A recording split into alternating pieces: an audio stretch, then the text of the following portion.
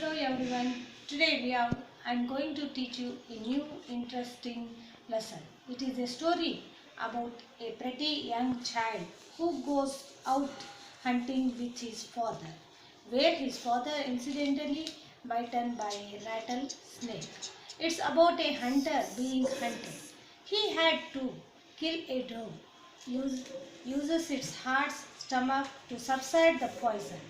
Thus, his dad kills a foe who incidentally happens to be a mother of a young little fawn that was not ready to get separated by the mother. Thus, he went ahead and hid himself in the forest. Then, Judo thinks what happens to the little fawn without mother. This story is in the form of lesson. This is the Judo Fawn written by Marjiro Kinan Rowley. Let's see something about the writer. She was born on August 8, 1896 in Washington, US.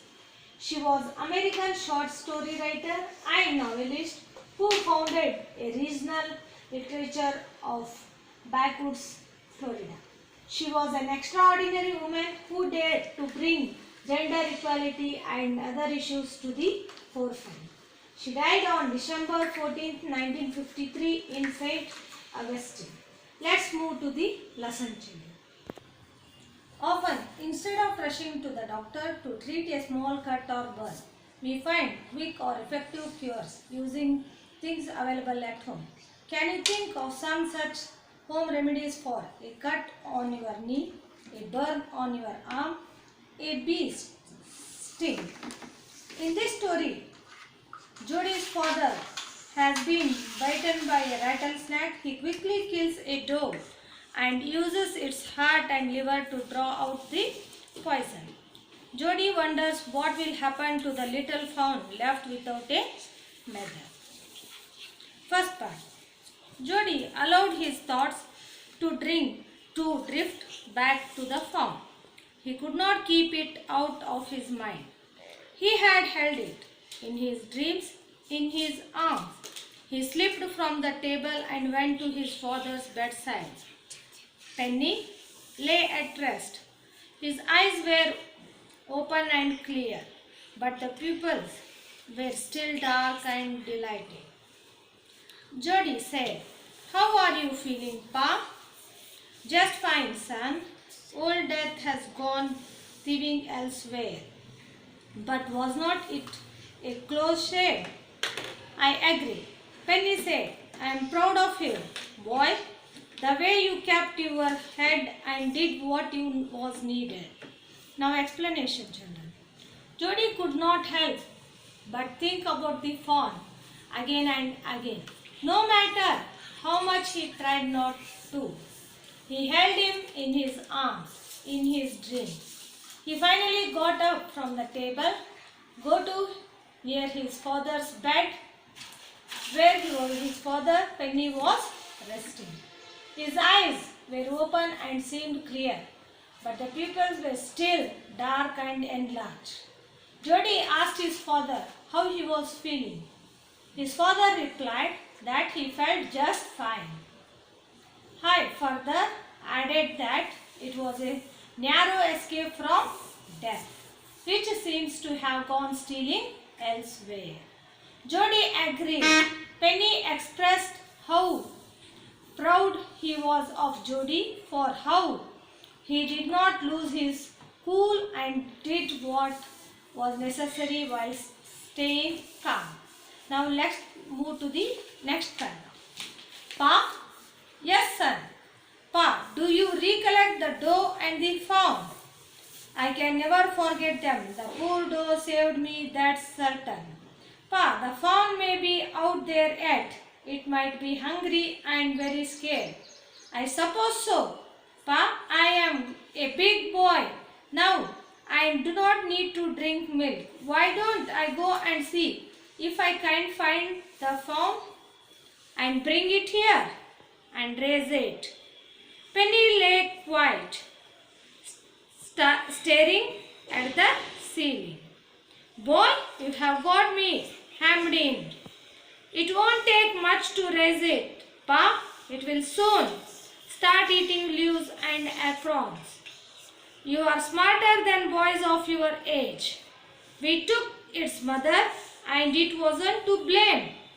Surely it seems ungrateful to leave it to starve. Son, I can't say no to you. I never thought I'd live to say another day.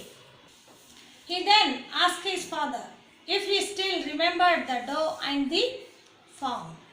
To which Penny replied that he can never forget about that poor doe that saved his life. Jody expressed his concave regarding the fawn who might still be out there, hungry and frightened as he was separated from his mother. His father agreed. Jody further adds that he can take care of him and he does not need to drink milk as he is a grown-up boy now. He asked his father if he could go and look out for the fawn. His father asked if Jody wanted to bring the fawn to their place, to which Jody agreed and added that he wanted to raise it too. As his father looked at the ceiling, he expressed how Jody has put him in a situation where he is unable to say no. Jody tried to convince him further by pointing out that it would not require a lot of efforts to raise it and it will soon grow up to eat leaves and acorns. Penny added how Jody was brighter than the boys of his age. Jody mentioned that it was them who took its mother and how it will suffer because of them, even though it is not to be blamed. His father expressed how ungrateful it would be to let it starve. Penny could not say no to Jody as he had lost all hope of living to see another day. Now let's move to the third. Can I ride back with Millville and see if I can find it? Tell your ma I said you can go.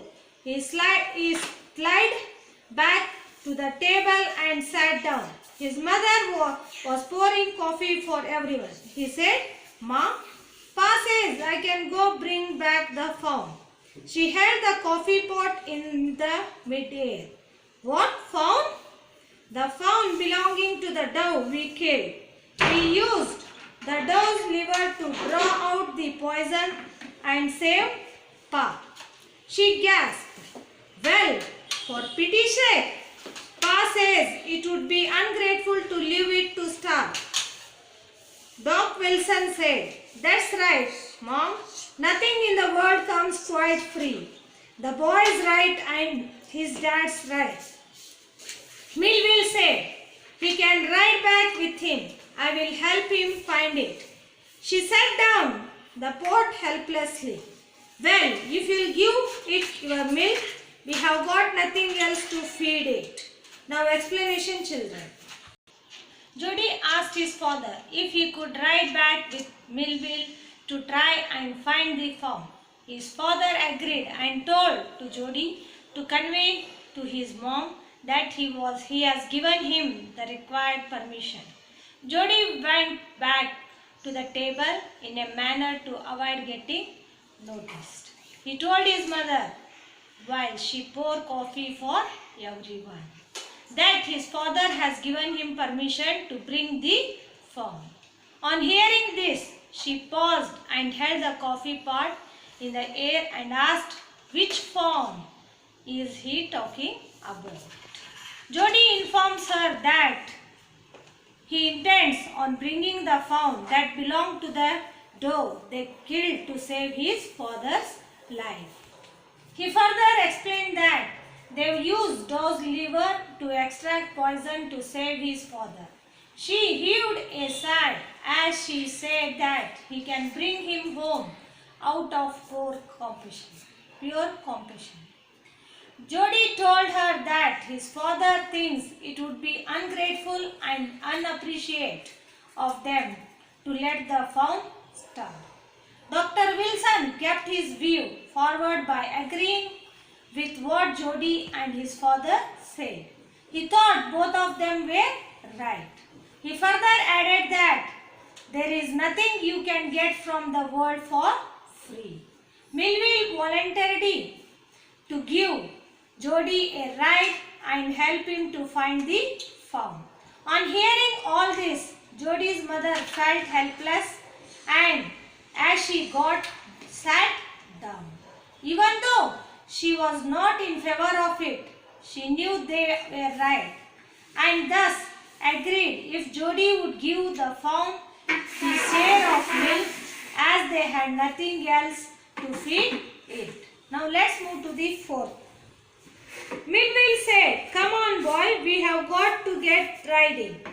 "Mom," Baxter asked anxiously, "you will not be gone long." Jody said, "I will be back before dinner for sure." Melville mounted his horse and pulled Jody up behind him.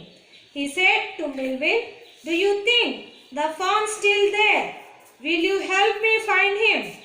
"We will find him if he is alive." "How you know it's a he?" "The spots were all in line on a doe fawn. Passes the spots are very which way."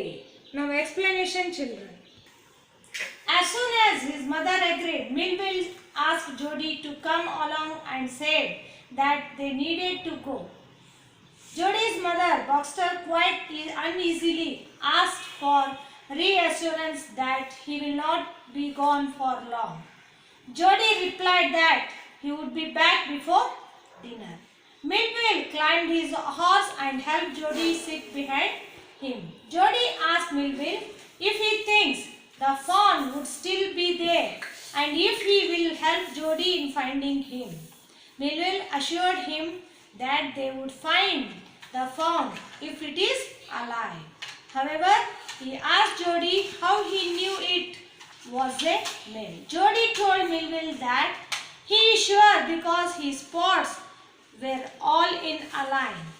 His father has told him that a doe fawn or a female deer has spots in different directions. We will see next part in the next video, children. Thank you.